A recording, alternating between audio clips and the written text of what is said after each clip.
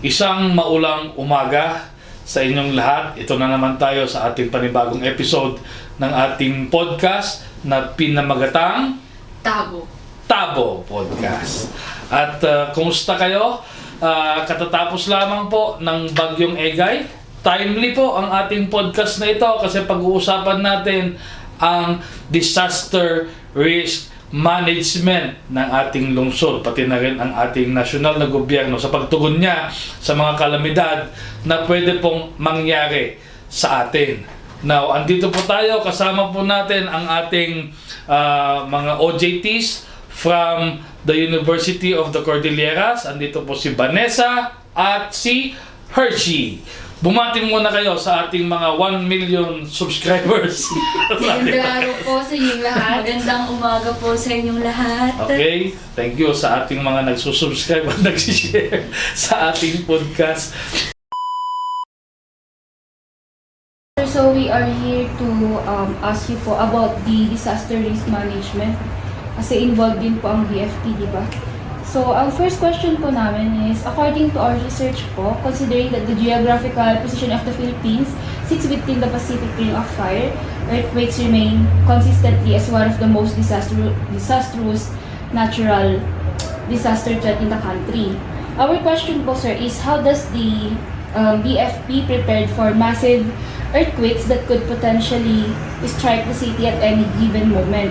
What are the safety measures and parameters implemented in order to guarantee the safety of the lives of the residents of Baguio? So, with regards to safety, we are conducting trainings to our barangays and to private business establishment wherein we conduct fire safety seminar. Kabilang doon, pwede mong tagal? Opo. Kabilang doon is we conduct fire and earthquake drill. So, we conduct earthquake drill is to, ginagawa namin yun is to prepare our community in case disaster may arise.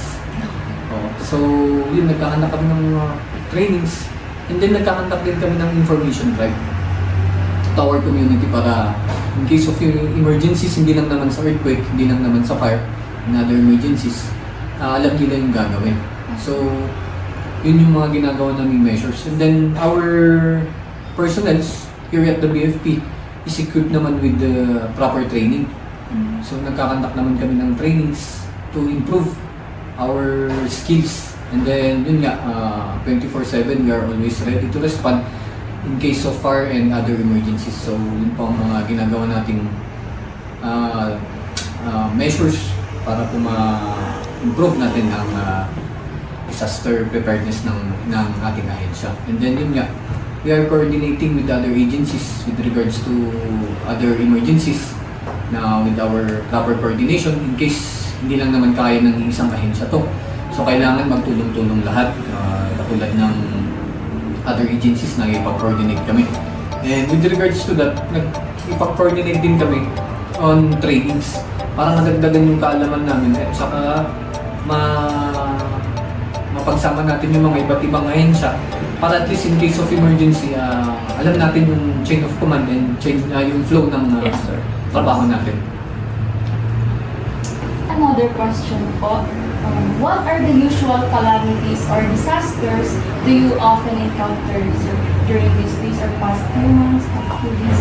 So, we have observed, this year, marami tayong mga fire incidents. One of these is yung marami tayong forest fire incidents. So, yun nga po, yun ang napansin namin dumami. And then, with regards to our emergency response naman, nakita naman namin na dumarami rin yung mga aksidente sa kalsada, vehicular accidents, motor vehicular accidents. So, yun ang napapansin namin. And then, yun nga, sa fire, kaya pinapalakas ulit namin yung kampanya namin sa pagliwas ng sunog. Kasi yun ang pinaka-target at pinaka-goal ng ahensya ng Bureau of Fire Protection na maiwasan natin at mabigyan ng kaalaman yung mga community natin with regards to kung paano natin ma-prevent yung mga destructive fire ngayon. Sir, when responding, do you have ideal response times?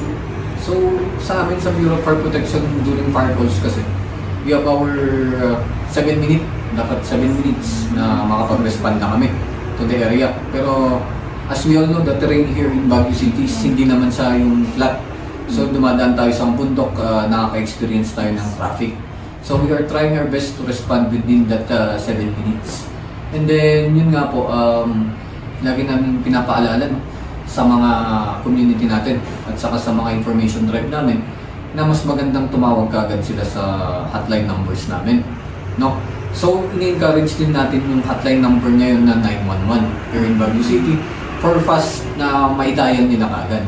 Kasi for all cases of emergency, yun pong idayan natin para may dispatch po ni command center kaagad. Ni command center, may dispatch niya kaagad sa mga agency na kailangan natin ng tulong. For example, yung 911, hindi lang naman sa fire yan eh. We can also use that during police assistance, medical assistance, mga ganun, ano pa ba, other emergencies. So we encourage na mas magandang maitawag agad-agad para yung paglaki ng sunog. Kasi every second yan, lumalaki yung sunog natin. Halos nadudugin niya yung paglaki niya. So mas maganda itawag natin kagad para maagapan namin kagad, maapula namin kagad yung sunog. And then sa emergency nga, yun nga yung sinabi natin, during accidents, mas magandang maitawag kagad para at least yung buhay ng tao may save pa rin natin.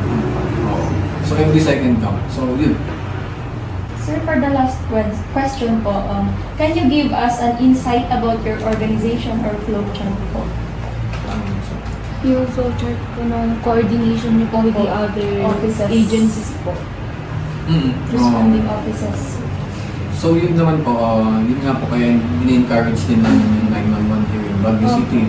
Kasi po, yung command center po natin, yun po yung nagpapadispatch in cases of emergency. So sila po yung mag-assess kung ano yung kailangan na emergencies. And then we are tying up with the, nagipag-coordinate din tayo sa other agencies, no? Lalo na sa PNP and BGMP, CDRRMC, and then our other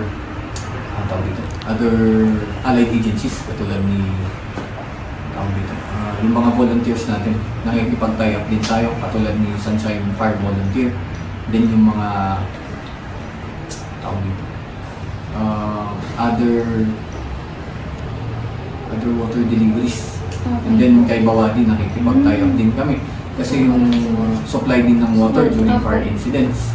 And then yung mga other volunteer groups natin nakikipag-tie up tayo. And then yun nga po,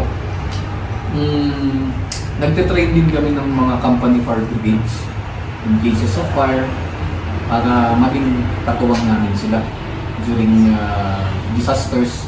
And then nagte-train din kami sa barangay, meron kaming community auxiliary group na tinitrain to help us para, kasi ganito yan, medyo yung terrain kasi sa Baguio is medyo malalayo. So kailangan natin bigyan ng knowledge yung community natin para may maging katuwang tayo, kakabay para sa mga disasters na sila unang magre-respond and then tatawag nila na lang sa amin. Pero at least may nagawa na sila bago pa kami nakarating. I mean, ma-suppress nila yung fire or may mailigtas pa silang buhay in that process. Sir, last question po. Can you elaborate as the offices or agencies na tumutulong sa inyo? List by list. So we have, meron naman tayong si Office of Civil Defense, kaya kakabay din namin, CDRRMC, and then we have our Tri-Bureau agency, si Philippine National Police, and BGMP. Then we have our, meron naman si Bawadi rin, Beneco, kasama pa rin namin si Beneco. And then, Baguio City EMS, katayap din natin. And then, ang tawag dito, Sunshine Volunteer, yun nga, nasabi ko. And then we have other water deliveries na tumutulong sa atin. Yung lahat ng mga na-train natin, na company fire brigade, at saka yung mga barangay, yan po yung mga katayap natin. So, halos lahat ng sa community. Pag-usapan natin, ano ang inyong ginawa noong pag-usapan muna natin ang mga disasters, ano ang mga disasters na tinutukoy na ating na-experience dito sa ating bansa? Kalimitan pong na-experience natin dito sa Baguio, madalas yung bagyo at saka lindol po. Okay. Na-remember ninyo yung nangyari noong 1990s, no? Na isang napakalaking lindol sa ating syudad. And from then on, pilit po tayong bumabangon sa nangyaring trahedya noong 1990, no? Sa ating July 16. That was the July 16 earthquake at kinomemorate po natin sa syudad. At sana po hindi na po mangyari yung mga ganong sakuna sa ating syudad. So, when it comes to earthquake, recently, we just had an earthquake again that affected mostly yung ating mga kababayan sa Abra, no? So, ano yung naging pagtugon ng ating gobyerno sa mga kalamidad na ito tulad ng earthquake? Actually po, sir, according po kay Officer Chokson ng CDRRMO, yung naging basis po ng pag-improve po nila sa equipment, sa response ng CDRRMO is yung 1990 earthquake. Simulat sa pool po doon, nag-invest na po sila sa mga equipment na pwedeng gamitin pag magre-rescue sa vehicles, ganun po.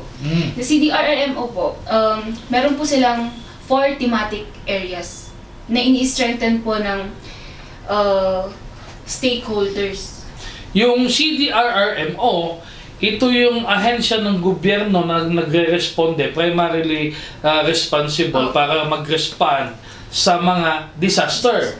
So, ang tawag dyan sa CDRRMO is City Disaster Risk Reduction Management Office. Ang haba, no? Pwede bang CD na lang? Okay? Ano yung main objective o talagang mandato ng ating lokal na CDRRMO? Yung mas mapabilis po yung response at mamitigate po yung impact or yung impact po ng incidents ng mga natural disasters po sa tao at saka sa lugar din po. Okay. Sabi mo kanina, na-establish yung nag-adjust ang ating gobyerno dahil sa mga nangyaring previous na sakuna, just like in the 1990 earthquake. Yes po. So, noong nangyari din yung earthquake, panibagong earthquake that ravaged Abra, paano naman nag-respond yung lokal na CDRRMO natin at yung local din na Disaster Risk Management Office sa probinsya ng Abra, pati na rin yung national na government natin? Sir, yung kay Officer Chokson po kasi, ang binanggit niya lang po yung dito po sa Baguio. Ang sabi po niya, tinanong po namin, ang question ko po kasi sa kanya, marami po bang casualties? Kinorek po niya yung term po sabi niya, yung casualties ba, anong gusto mong iparating doon kung may namatay? Kasi ang casualties, injured and not injured, tsaka affected lang po yung nandun. Pag may namatay daw po, fatalities po yung term. So, yun nga po, wala. So, meron palang difference yung casualty at fatality. Yes po. Para po sa kaalaman ng ating mga viewers, pag sinabi raw po na fatality, may namatay. Pag casualty daw po, gaya ng in-interview ninyo, may injured, non-injured, at mga iba pang tao na apektado sa kalamidad. Word for the day, fatality at casualty. Alam niyo na po ang difference po nito. Okay? As for the casualties po, sir, wala po. Meron lang pong isa, yung tumalon from the second floor daw po ng SLU building. During the earthquake? Yes po. Ang Nagpanic siya? ang reason daw po, sir, kung ba't siya tumalon is hindi daw po siya naturuan kung paano gamitin yung fire exit. So kailangan pala nating mag-fire exit drill. Hindi lamang fire drill. Hindi daw po niya alam. So, kailangan nating i-practice tumalon din sa fire exit. Tumalon na lang siya, sir. Yun Pero po, kawawa po, yung estudyante po ba, yung SLU, nakikiramay po kami sa pamilya ng namatayang estudyante Pero tama nga naman, hindi po tayo trained na kung may sunog, lumabas po tayo sa fire exit. Sa ating opisina nga, wala tayong fire exit. Paano po yan? DPWH, nananawagan po kami, bigyan nyo kami ng fire exit sa aming opisina. Para po kung sakali, compliant naman tayo sa iba't ibang risk at hazards na pwedeng mangyari. So ano pa yung ating nakuha from our respondents? As for the damages naman po, marami. Yun po yung marami talaga during the July 27, 2022 earthquake. And I think the city, the CDRRMO, initiated also to inspect each and every building dito sa syudad para malaman kung talagang pwede pa siyang tuluyan o hindi na. May mga kasama po niya yung DPWH at mga kapulisan in checking all buildings. Ang ano yung tawag doon sa pag-check nila sa mga building? Pumunta rin sila sa opisina to check yung integrity check ang tawag doon, no? Structural integrity check, no? Sa ating mga engineers diyan. Tama po ba yung ating... Yan, nabanggit din po yan. Yung structural integrity? Yung structural tsaka time structural po. Okay. Kasi meron pong mga landslide prone areas, dito na po papasok yung engineering intervention, sir. Yung engineering po ng CDRM, gumagamit po sila ng structural tsaka time structural. Kasi naghahandak po sila ng mga riprapping. Nabanggit mo yung landslide. Opo. Suking-suki po yung mga daanan papuntang Baguio ng mga landslide, no? So, may participation din yung CDRRM mo dyan? Meron po. Yung sa po nila, yung pagkandak po ay nagkakandak po sila ng riprapping. So, ang point ko, landslide prone areas po. ang point ko, yung CDRRMO ba ay independent agency in doing the response or coordinating agency siya na madami din siyang naka-hook up na iba't ibang agency para tumulong Exactly. para mag-respond sa kung anong sakuna. So coordinating ano yung mga agency na nakakonekta sa ating CDRRMO? Sir, as for the local, ay yung mga local na nila, agencies is yung BCPO, Baguio City Police Office, BFPO po, tapos BFP, Bureau of Fire Protection, CSWDO, CBAO, Social Welfare Office, CEO, tapos CBAO po.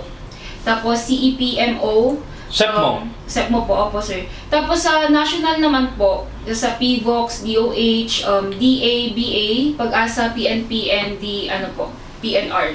So halos lahat din. Meron siyang mga kasamang ahensya ng gobyerno para maging iisang unit sila in responding to a certain calamity. No, madami kasi tayong calamities, hindi lang isa yung calamities. So I was wondering, halimbawa sa sunog, merong nangyaring sunog po dito noong last week, dito sa may Session Road, no? At in fairness naman, sabi nila, ang bilis naman po ng kanilang response time.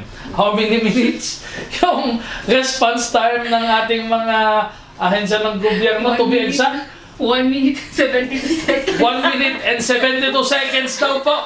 To be exact, binilang po nila na yung pag-respond ng ating mga partners from the BFP at CDRRMO ang kanilang response time. So nung nangyari yung sunod, 1 minute 72 seconds, o more than 2 minutes na. Andyan na po sila. Sumubra yung bilang ng 60, kaya 1 minute 72 seconds. Andyan na agad sila. At in fairness naman, apula yung sunog. I was wondering, like that, yung sunog. Paano yung coordination kaya ng CDRRMO at BFP? Attorney, with regards to that, may standard time daw po talaga sila dapat ng response. Na sinusunod? Opo, na sinusunod. Ano yung standard time? 7 minutes daw po. Hindi lalagpas sa 7 minutes? Hindi o po. hindi?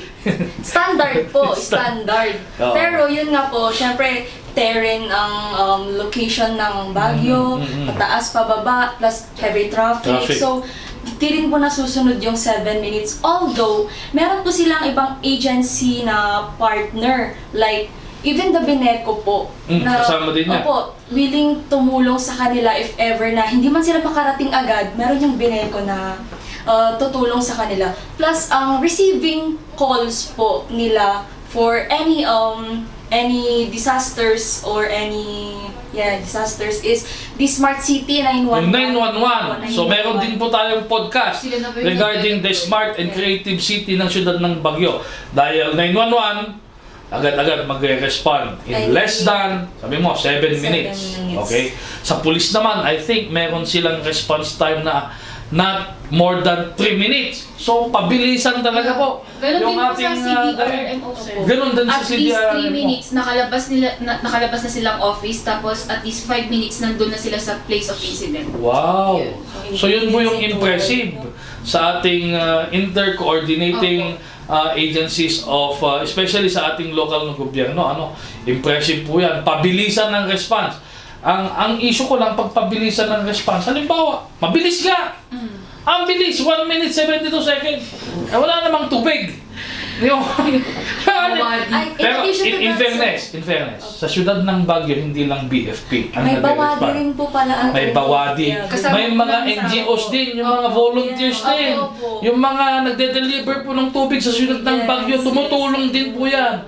Kaya imposibleng nawawalan po tayo ng tubig. Bawadi, huwag kang mawalan ng tubig. Kasi pag nagkaroon ng sunog, sa bagay, lumalakas naman na, mataas na yung ating water reservoir. Baka naman, balagi rin tayong alert sa pagkakaroon ng tubig sa mga bahay-bahay. Naligo na ba kayo? Ayun na ba?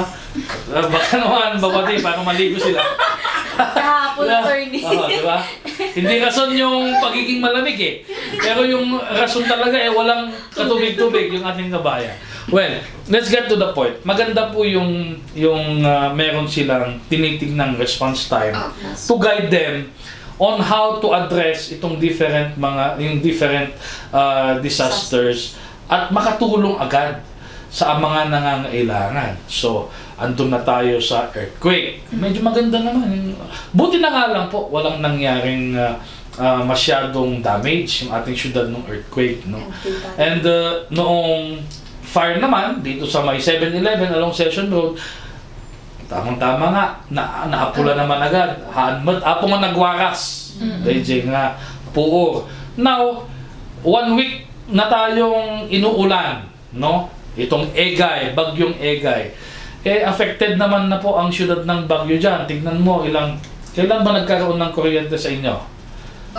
After 48 hours po. 48 hours siya. Ikaw, 3 days. Ano? Ako, 3 days din. Di ba? Nung Tuesday ng gabi nawala, tapos bumalik po ng Thursday ng umaga. So, mga 2 days. Opo. Buti nga kayo 2 days. Yung mga ibang lugar ng Baguio, may mga ibang barangays pa rin hindi pa rin energized. So, paano naman nag-respond ang ating CDRRMO? Alam ko na sila ang forefront dito sa pag-apula at pagtulong sa mga nangangailangan during Bagyong Egay. But, yung achievements ng ating CDRRMO in addressing yung response nila sa Bagyong Egay? At meron na naman, Falcon! Sir, wait. May fatality sa Bagyong Egay, sa Bacakeng, Sa yung Bacakeng. incident. Yung landslide. Landslide po. Oh. Yung bumuo, yung may namatay na 16-year-old. So, andun naman agad. Hindi nila, kung... That happened 10 a.m. daw po ng umaga eh. So, Nandun po yung PNP, BCPO, BFP, at saka CDRRMO. na Kasi tabunan. may photo. So, ano yung naging response ng ating CDRRMO? Wala naman. Mabilis Wala. naman sir, pero yun nga, hindi na nila na, kasi dead. Hindi nila na-save Hindi yung na po, bata. dead on arrival po yung bata. Pero Sa tingin nyo ba, pag 1 minute yung lead time nila, na-save nila? Halimbawa, nagabukan, andun na agad. Okay, guguho pa lang, andun na sila. Oo, sir, kasi dead on arrival siya. Tsaka, So, may attorney, buhay pa siya. Paano rin nila ma-rescue agad kung tumawag ba sila agad? Yun Yun din. naman. Di ba? Pero sana parang si Superman, no? Pero, hindi pa gumuguho yung lupa, andun na sila. Kasi may Wow, very nakalagay proactive. may nakalagay po kasi, may sinasabi po kasi yung CDRMO na landslide prone areas. May mga So warnings. dapat, Warnings bakit po. dapat po, alam na po ng... Pero sabi niyo, bakit kasi hindi pa nag-evacuate? Feeling ko lang po, pinag-evacuate na po sila, pero walang ginawa yung mga residents. That's one sad reality rin dito sa siyudad ng Baguio. Yung urbanization, urban decay ang tawag dyan. Hindi lahat ng lugar sa Baguio ay pwedeng tirhan. Okay? According to the DENR, pati na rin yung Geoscience Bureau nila, may mga barangay talaga na hindi dapat paglagyan ng bahay because it is landslide prone. Pero dahil nga naman wala na pong paglalagyan, yung ating mga kasamahan dito sa Baguio, napipilitan silang tumira dyan sa mga lupang hindi dapat talaga tinitirhan. Yan ang tinatawag nilang urban decay. Masyado ng maraming tao ang syudad ng Baguio doon sa limited na area niya. Okay. Na ito na siguro yung huling tanong ko para sa podcast na ito. Paano natin i-relate yung capacity natin to respond to calamities o yung tinatawag na disaster response sa eleksyon? Ang CDRRMO po, parang COMELEC lang yan, na hindi siya makakapagtrabaho alone. Kailangan niya ng tulong from other agencies para ma-execute yung gustong mangyari. Parang sa election, lahat kailangan magsama-sama, lahat kailangan mag-effort, mag-exert ng i-practice yung right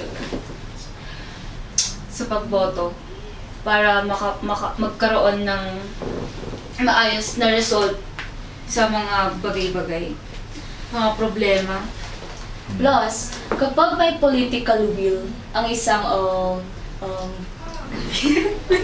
Leader. Yeah. Sige. Plus, pag may political will ang isang leader, ibig sabihin nun may good intention siya sa isang syudad. Meron siyang plano, concrete plan to for the betterment of the his constituents, to the society, to the community. Kaya importante rin po na mamili tayo ng magandang politiko na iboboto, yung alam nating may plano talaga para sa ikabubuti ng ating bayan. So tama po yung mga sagutin nyo. Ang ganda. Political will equates to genuine service. No? Hindi lang tuwing election siya nagpe-perform. Pero talagang meron talaga siyang plataforma in serving na pwede niyang i-lead lahat ng agencies sa CDRMO man, sa ating mga kapulisan man, fire protection at lahat ng ating disaster response agencies na gumawa ng tama at magserbisyo para sa publiko. Kaya rin ng sinabi mo, yung CDRMO ay parang COMELEC din. Yung CDRMO hindi lang naman siya ang nagre-respond Madami siyang mga katuwang, madami siyang mga partners. Gaya rin ng COMELEC, hindi lang naman COMELEC po ang nagpapa-eleksyon. Madami rin siyang mga deputized agencies ang tawag, but we better call it partners, na sila po ang nagtataguyod ng eleksyon. At gaya rin ng disaster response natin, hindi lang sila dapat ang nagre-respond tuwing sakuna. Tayo rin ay may partisipasyon tuwing sakuna. Tulad din ng eleksyon, hindi lamang din po COMELEC at mga agencies ang gumagalaw tuwing eleksyon. Tayo rin ay dapat nakikipag-participate din at nakikilahok para po mapaganda ang ating bayan.